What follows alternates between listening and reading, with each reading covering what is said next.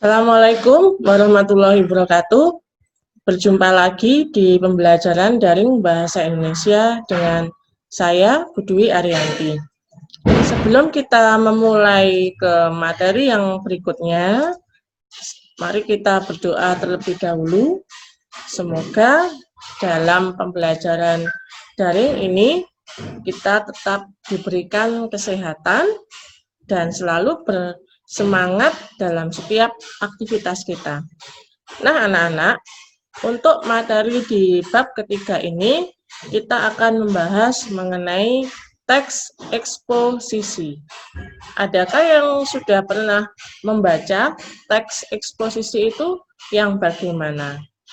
Biasanya, teks eksposisi ini banyak kita jumpai di media massa. Kalau kita membaca media massa, misalnya dari surat kabar, ataupun surat kabar yang online, atau kita baca dari internet, di situ kita banyak menjumpai berita-berita yang tergolong sebagai teks eksposisi.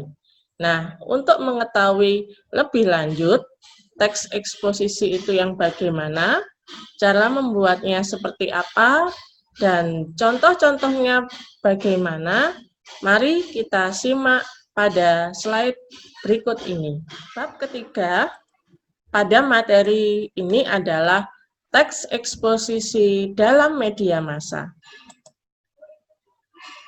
Tujuan pembelajaran dari mempelajari teks eksposisi, kalian diharapkan yang pertama dapat mengenali informasi teks eksposisi yang biasanya terdapat gagasan dan fakta, serta mengenali pola-pola pengembangannya dalam artikel ilmiah yang populer.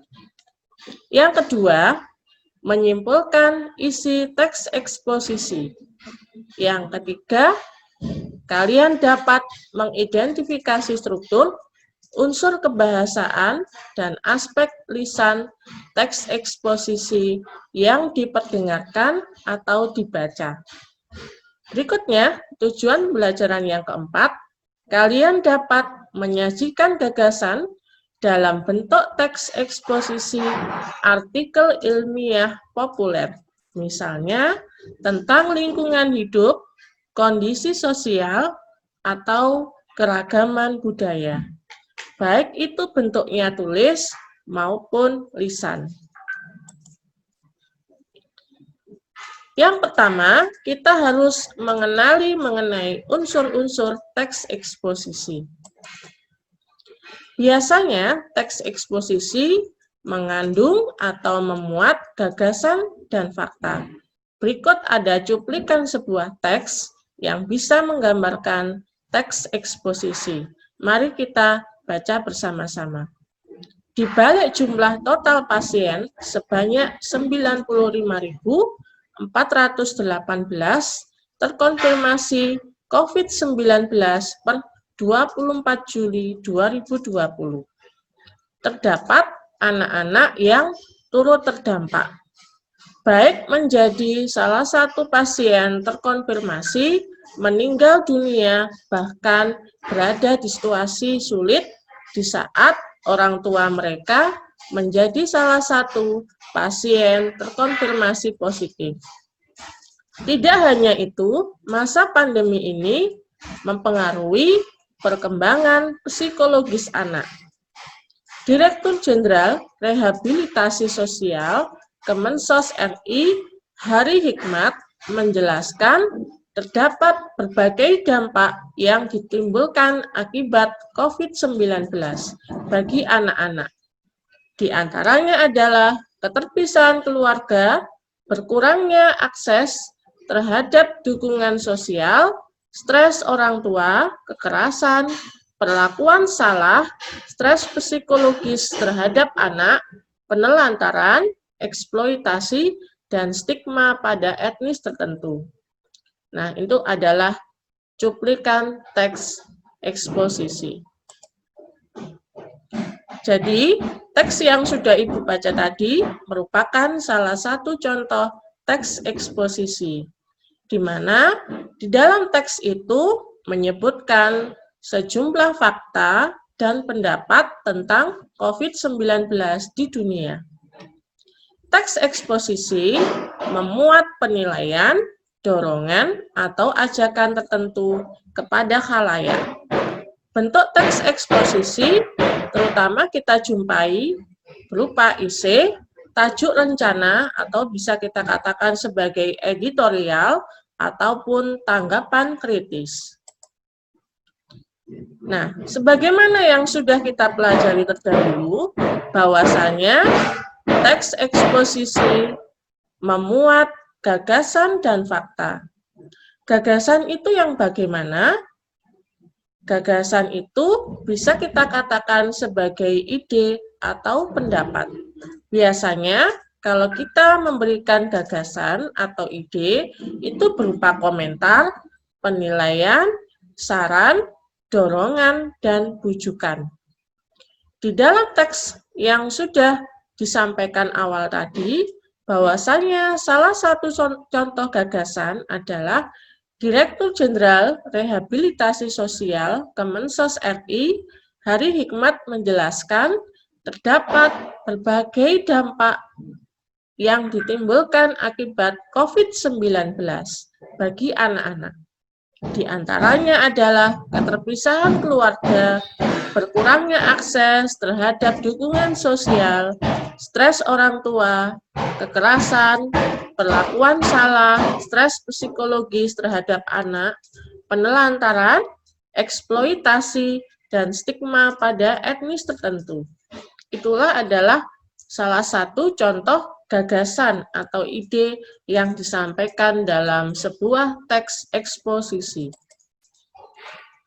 Unsur yang kedua yang biasanya termuat dalam teks eksposisi adalah fakta. Apakah fakta itu?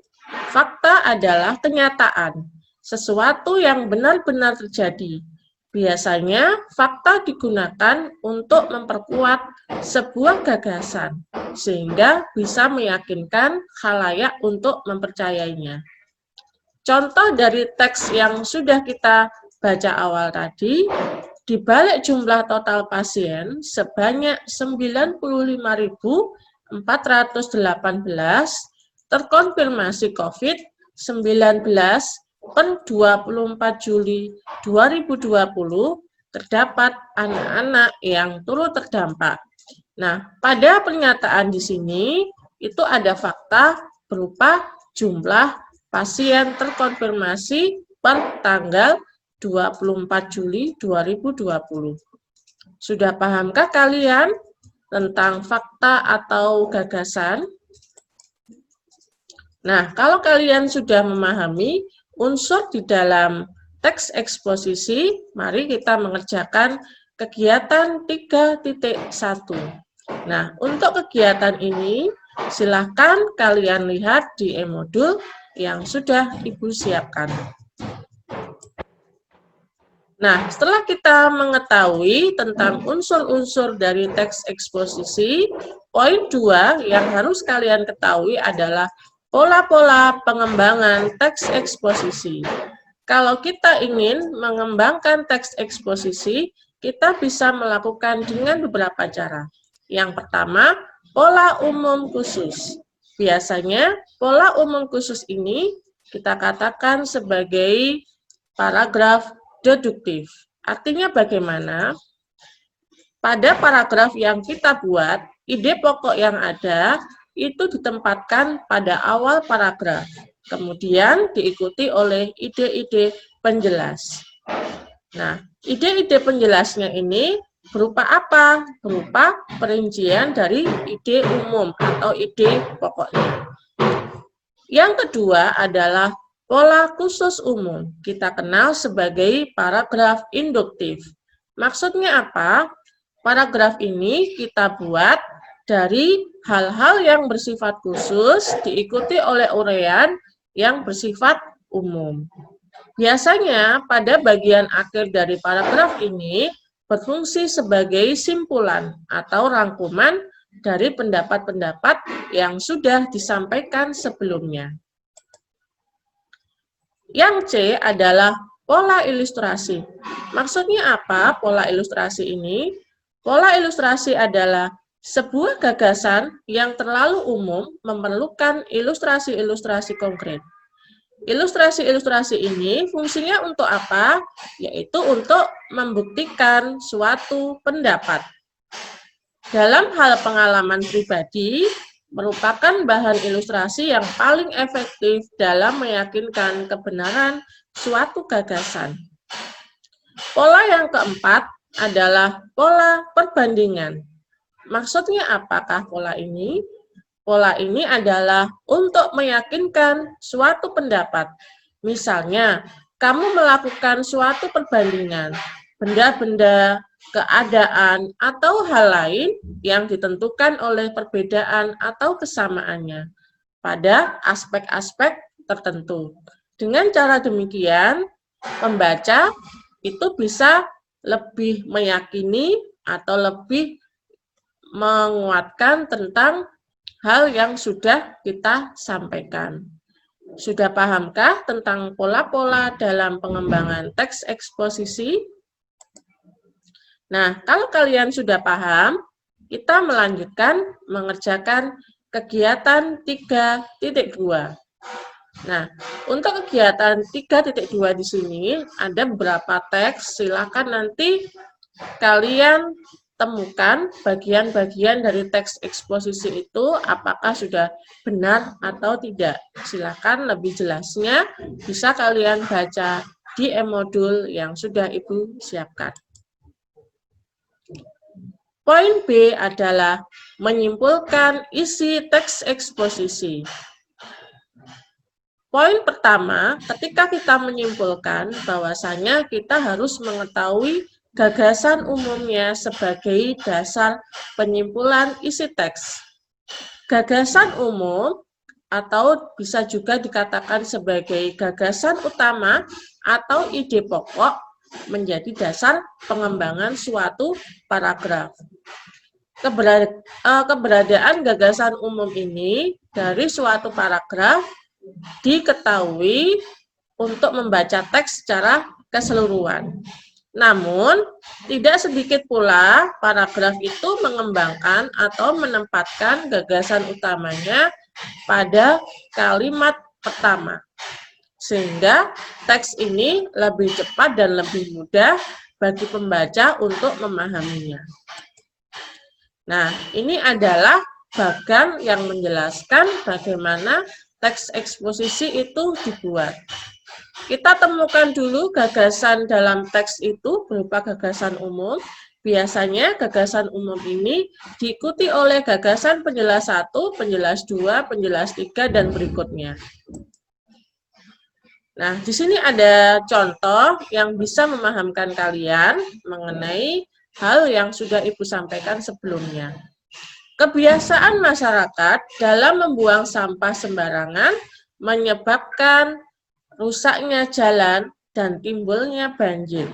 Secara kertas yang dibuang oleh seorang pelajar, sebuah kantong plastik dilemparkan oleh seorang ibu sepulang dari pasar, dan selembar bungkuk rokok dihempaskan kepada seorang bapak. Kemudian berkolaborasi dengan sampah-sampah dari ribuan warga yang lain. Sampah-sampah itu bergabung dari berbagai tempat, memacetkan saluran-saluran air, meluap, dan banjir. Warga masyarakat mengeluh setiap hari melalui media cetak dan elektronik. Nah, kalau kita ingin menjelaskan mengenai gagasan umum ataupun gagasan khusus dari teks tadi, kita bisa mengetahui tabel berikut ini. Yang pertama, gagasan umum atau gagasan pokok dari sebuah paragraf dari contoh tadi adalah kebiasaan masyarakat dalam membuang sampah sembarangan merupakan penyebab dari rusaknya jalan dan banjir. Kemudian diikuti oleh gagasan khusus. Gagasan khususnya apa dari teks tadi? Yang pertama, secari kertas dibuang oleh seorang pelajar. Sebuah kantong plastik dilemparkan oleh seorang ibu. Kemudian, gagasan khusus yang berikutnya. Sampah-sampah itu bergabung dari berbagai tempat, memacetkan saluran-saluran air, meluap, dan banjir. Gagasan khusus yang ketiga, misalnya ini, warga masyarakat mengeluh setiap hari melalui media cetak dan elektronik. Nah, sudah pahamkah kalian mengenai bagaimana cara mengembangkan dari gagasan utama diikuti oleh gagasan penjelas 1, penjelas 2, penjelas 3, dan seterusnya. Nah, untuk itu silakan kalian lihat di modul kalian kegiatan 3.3. Nah, tolong untuk setiap kegiatan yang sudah disampaikan atau yang ada di modul, mohon dikerjakan dengan baik ya, dan mohon dikumpulkan tepat waktu. Nah, tadi kita sudah mempelajari dari pola-pola pengembangan teks eksposisi. Nah, kita untuk poin 2 ini akan mengetahui jenis paragraf berdasarkan letak gagasan umumnya. Nah, tadi kita sudah mengenal ya, yang pertama paragraf deduktif. Paragraf deduktif itu adalah paragraf yang gagasan utamanya terletak di awal paragraf. Nah, ini misalnya ada satu contoh yang bisa menggambarkan dari paragraf deduktif. Yang pertama, industrialisasi di negara kita mendorong didirikannya berbagai macam pabrik yang memproduksi beraneka barang dan meningkatkan kesejahteraan masyarakat. Pabrik-pabrik itu memberikan lapangan kerja kepada ribuan tenaga kerja, baik yang berasal dari masyarakat di sekitar pabrik maupun di daerah lain. Dengan demikian, adanya berbagai pabrik dalam meningkatkan kesejahteraan masyarakat. Di samping itu, aneka barang yang diproduksi oleh pabrik-pabrik tersebut telah meningkatkan ekspor non-migas serta menghasilkan devisa bagi negara. Nah, pada paragraf deduktif di teks ini kita bisa mengetahui di awal paragraf, industrialisasi di negara kita mendorong didirikannya berbagai macam pabrik yang memproduksi beraneka barang dan meningkatkan kesejahteraan masyarakat. Nah, pada gagasan umum ini yang kita letakkan di awal paragraf itu akan diikuti oleh gagasan-gagasan penjelas lainnya. Yang kedua adalah paragraf induktif. Tadi kita sudah mempelajari juga apakah paragraf induktif, bahwasanya paragraf ini gagasan utamanya terletak di akhir paragraf. Nah, misalnya ini ada salah satu contoh teks yang termasuk paragraf induktif. Gerakan pencinta alam dengan dasar sadar lingkungan sehat telah memulai mengejala di kalangan remaja. Tidak sedikit perkumpulan pecinta lingkungan yang anggotanya terdiri atas pelajar, baik itu pelajar SMP, SMA, maupun para remaja dari lingkungan pesantren. Keberanian untuk melakukan penelitian ilmiah semakin meluas, khususnya di tingkat SMA.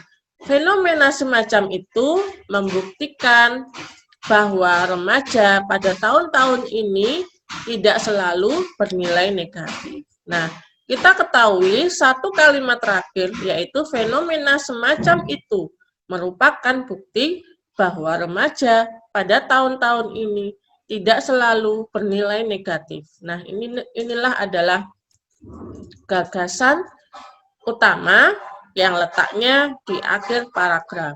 Sudah pahamkah kalian membedakan paragraf deduktif maupun induktif? C adalah paragraf campuran. Maksudnya apa?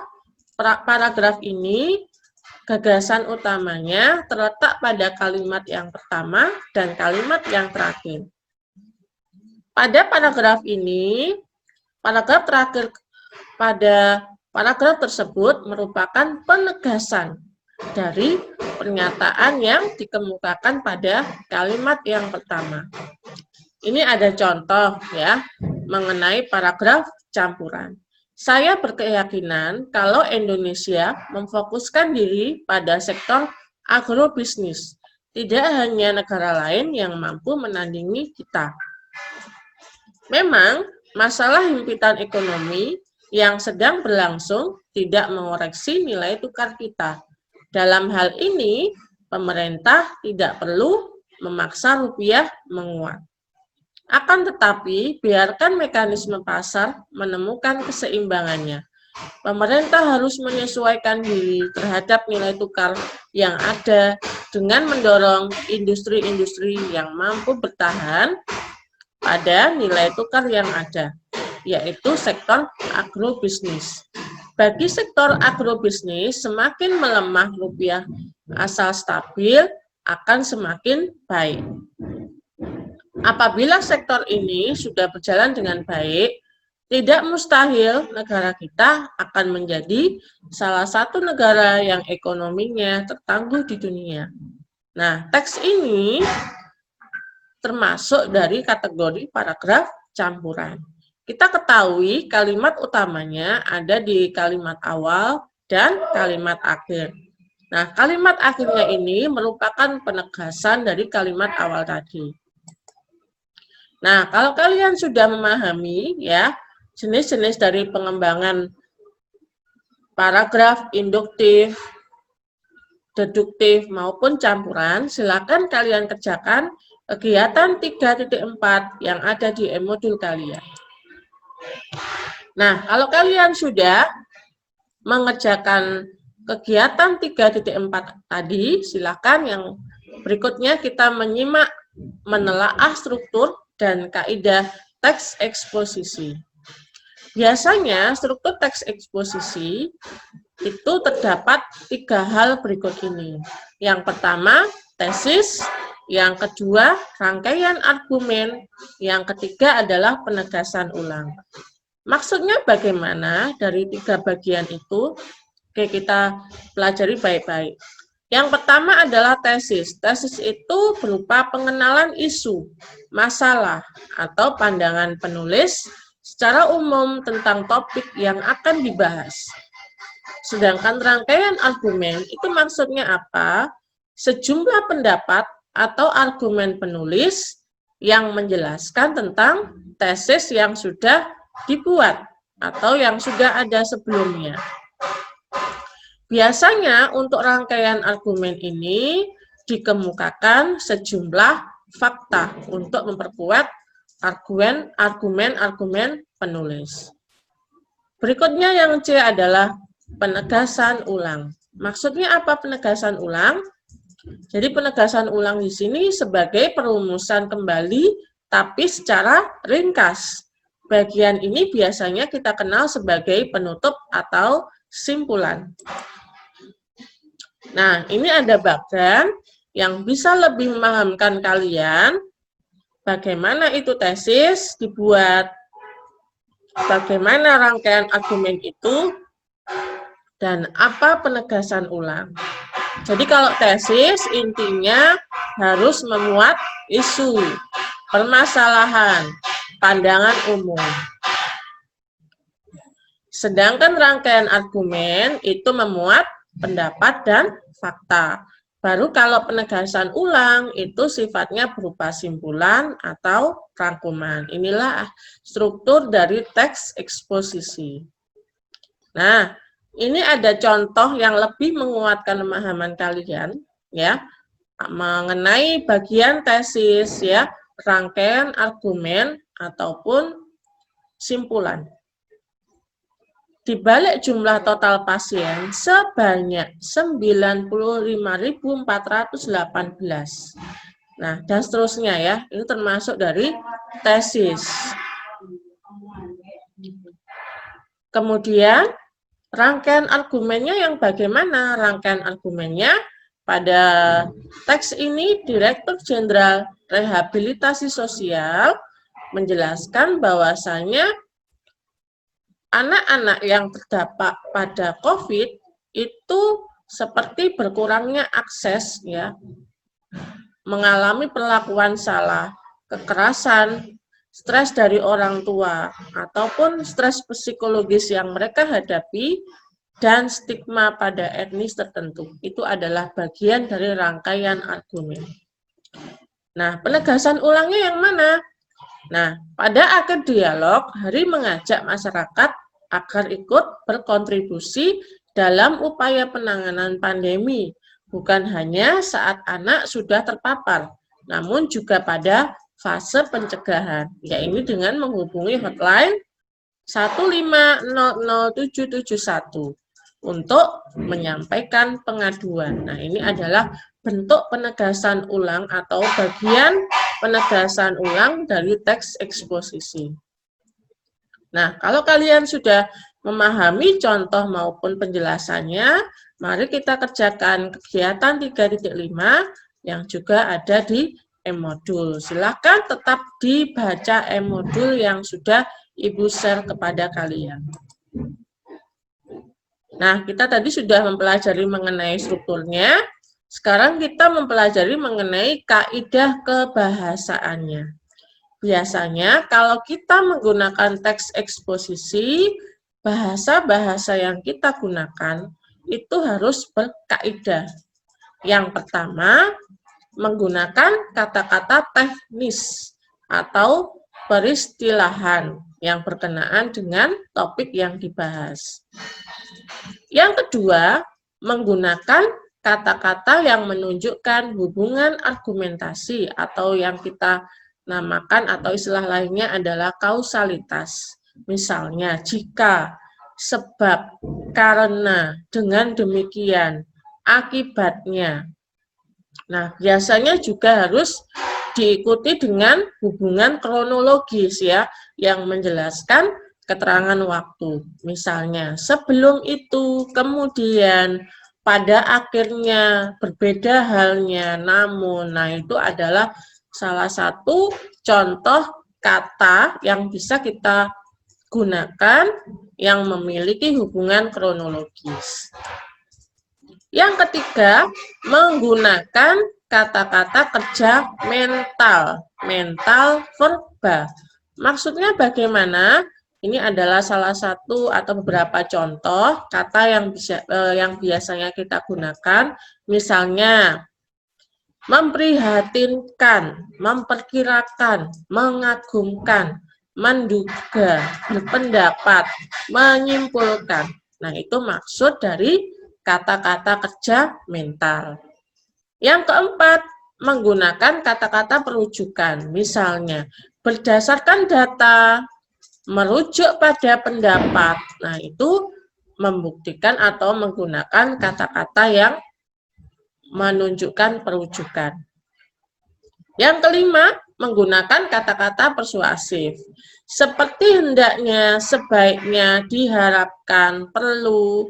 Selain itu juga biasanya teks eksposisi menggunakan kata-kata yang denotatif. Maksudnya apa?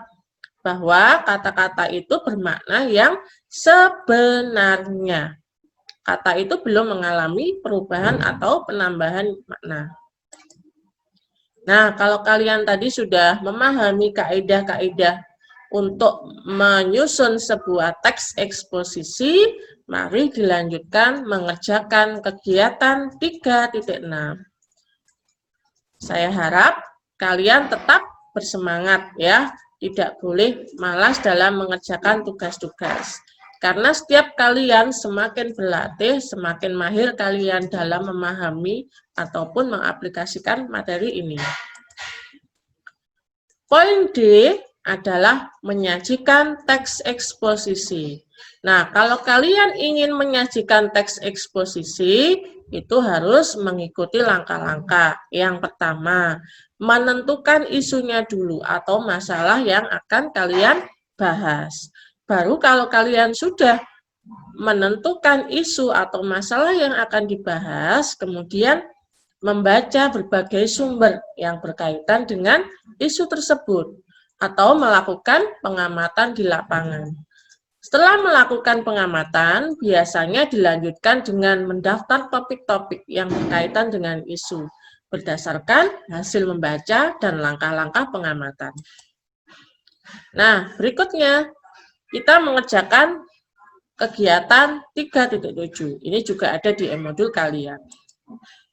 Nah, setelah kita membuat, tentunya apapun yang kita kerjakan ya, berupa produk, entah itu tulisan atau video atau apapun, kita harus melakukan penyuntingan. Nah, tujuan penyuntingan ini apa? Untuk mensortir atau untuk memperbaiki, mengkaji tulisan-tulisan yang sudah kita buat. Nah, unsur apa saja yang perlu disunting dalam membuat teks eksposisi dengan aspek isi, struktur, maupun kekaidahan bahasaannya. Yang pertama adalah A. Aspek isi terkuat dengan daya tarik isu, kelugasan argumen, dan kelengkapan fakta. B. Aspek struktur penyajian terkait dengan kelengkapan dan ketepatan susunan antar bagian teks. Perlu mencermati bagian-bagian teks berupa tesis, rangkaian argumen, atau penegasan ulangnya. C. Aspek kaidah kebahasaannya. Ya, dalam menggunakan atau membuat teks eksposisi dengan ketepatan penggunaannya sesuai dengan karakteristiknya teks eksposisi harus kita ketahui atau kita kaji lagi, ya. Harus sesuai dengan tata bahasa atau ejaan dalam bahasa Indonesia karena itu sangat penting sekali. Nah, anak-anak, setelah kita belajar membuat, kemudian menyuntingnya, coba untuk menguji kompetensi kalian, silahkan kerjakan kegiatan 3.8. Nah, anak-anak, tadi kita sudah mempelajari ya mengenai teks eksposisi, strukturnya apa saja, pola pengembangannya apa saja. Kemudian kita juga belajar mengerjakan tugas-tugasnya dalam setiap kegiatan. Kemudian kita juga tadi sudah belajar bagaimana cara menyuntingnya supaya tersaji teks eksposisi yang bagus dan menarik untuk dibaca oleh pemirsa. Nah, anak-anak, saya rasa cukup ya untuk penjelasan pada materi teks eksposisi ini. Apabila ada hal yang belum kalian pahami atau masih bingung, silakan japri saja ke Bu Dwi. Boleh di WhatsApp ataupun di Telegram kelas. Jangan lupa tugas-tugas maupun tagihan-tagihannya mohon diselesaikan tepat waktu. Terima kasih, tetap jaga kesehatan kalian, tetap mengkonsumsi makanan yang bergizi, cukup istirahat dan berolahraga. Tetap bersemangat anak-anak, tidak boleh menyerah, apapun yang terjadi saat ini tetap disyukuri. Terima kasih sudah menyimak video pembelajaran ini.